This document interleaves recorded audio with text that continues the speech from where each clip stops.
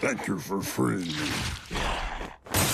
The premiere episode of 6th season, Solarix, gave Rick and Morty a new beginning by revealing that Rick's portal pistol is no longer functional now that the Citadel has been destroyed. But when Rick unintentionally resets all portal travelers rather than the portal index, everything goes horribly wrong, and everyone is suddenly catapulted back into their own realms. This assumption triggers a few unexpected surprises. One thing that is made clear when Jerry gets zapped back to his homeworld before he got mixed up with another version of himself at Jerrybury is that the well-known Rick and Morty ticket theory was evidently accurate. The fact that our Morty is actually from the same universe as the villainous Rick, also known as Rick Prime, who killed our Rick's wife and daughter, is more significant. Our Rick chose this Morty in an effort to construct a trap for Rick Prime, who, now that evil Morty has vanished, appears to be the major antagonist. The second episode of Rick and Morty Season 6 keeps things in the space arcade blips and chits for a high-concept Die Hard spoof, in contrast to last week's backstory-heavy season premiere. This is the Die Hard parody that the show's makers have been hinting at in teasers. It is titled Rick, A Mort Well Lived. We begin with some teenagers loitering in front of a convenience shop. A boy approaching them with rally flyers approaches them. He inquires, "Did you realize your grandpa is attempting to grab your attention?" By this point, it's obvious that everyone sounds like Morty, but lest we be confused for too long, things get explained at the rally. One of the skateboarders dismisses it, saying, "He's one of those cult people.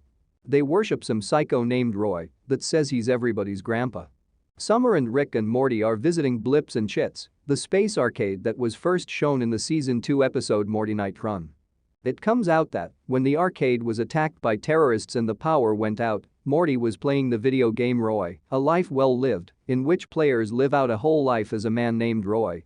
Morty became trapped inside the game when it restarted, having his personality divided across 5 billion non-player characters.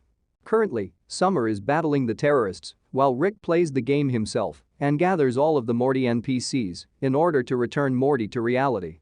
Rick does this by using Roy as his avatar. They will need to construct spacecraft and launch all of the Morty NPCs to the map's edge in order to return. Okay, is everyone in agreement? Fortunately, we're performing a Die Hard. Back in the real world, where alien terrorists are encircling Blips and Chits, Rick explains that Summer must buy time while he attempts to free Morty from the Roy console. He must continue playing rather than aiding her in battle because every second in the real world is equivalent to a month in the video game. Just act like Die Hard, he advises. Rick anticipates Summer to understand, even if she protests, that she hasn't seen Die Hard because she's just 17 years old. The terrorists' boss is currently searching for the arcade's safe. One of the terrorists is immediately eliminated by Summer, who also takes his Furby-like walkie-talkie. Every civilization eventually creates the Die Hard story, though each calls it by a different name, according to the terrorist leader, Peter Dinklage, who is playing the role of Hans Gruber in the film.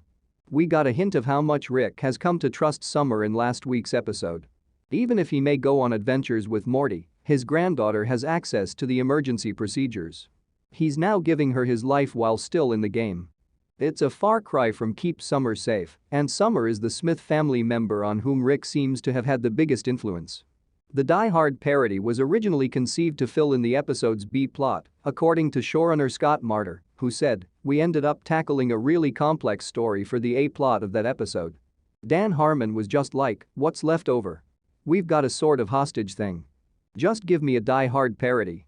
Back in the Roy game, Rick has a dedicated servant in the form of an NPC named Marta and has persuaded 92% of Morty's 5 billion components to return to the real world with them on a fleet of spaceships.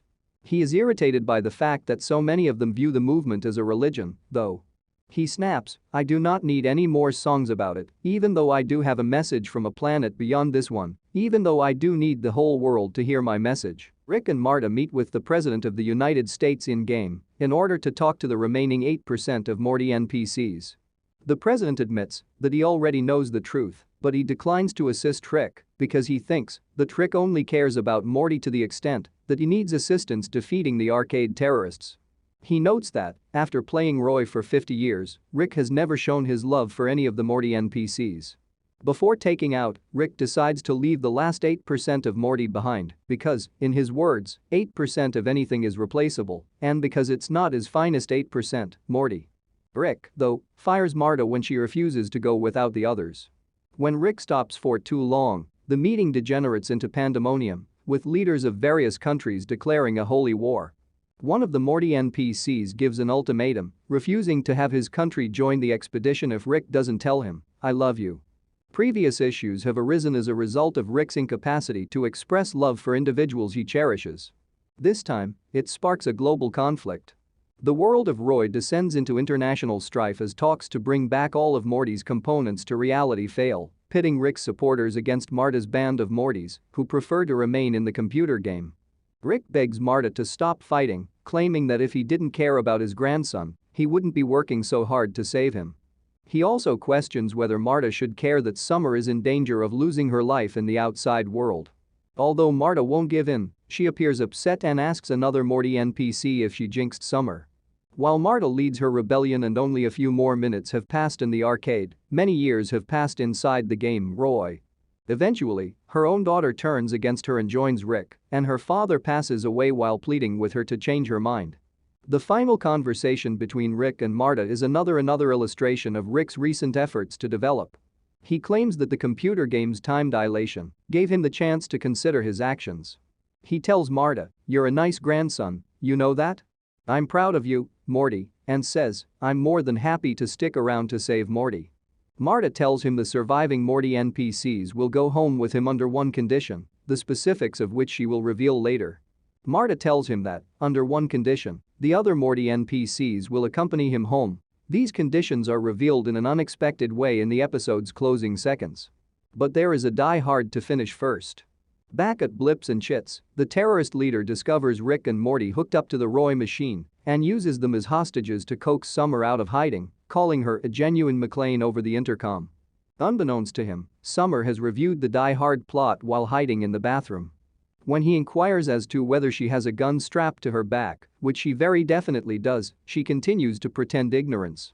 The Morty NPCs are simultaneously launching ships in Roy that will expel them from the game. The spacecraft take off as Summer lunges for her rifle, arousing Rick and Morty. While Summer draws on the terrorist commander, who eventually surrenders to her, Rick promptly kills two of the other terrorists. Over the years, Summer has adopted many of Rick's personality qualities, and her level of improvisation, as Rick puts it, is both classic Tower Man and the kind of on-the-spot reasoning Rick frequently employs. Morty has since started acting a little odd. As Rick and Summer leave with Morty, a Blips and Chits employee takes the damaged Roy machine to storage, praising Rick and saying, "I trust you totally." It seems that, while Rick and all the other Morty NPCs escaped the game, Marta stayed behind to live out her days. His coworker explains that Rick paid to have the game kept on a loop, focused on some old lady living a full life. The reason for Morty's sudden faith in his grandpa is because Marta was the aspect of him that didn't trust Rick. Whether that change is temporary or permanent remains to be seen in next week's episode. In the episode that airs the following week, we'll learn if that change is short-lived or long-term.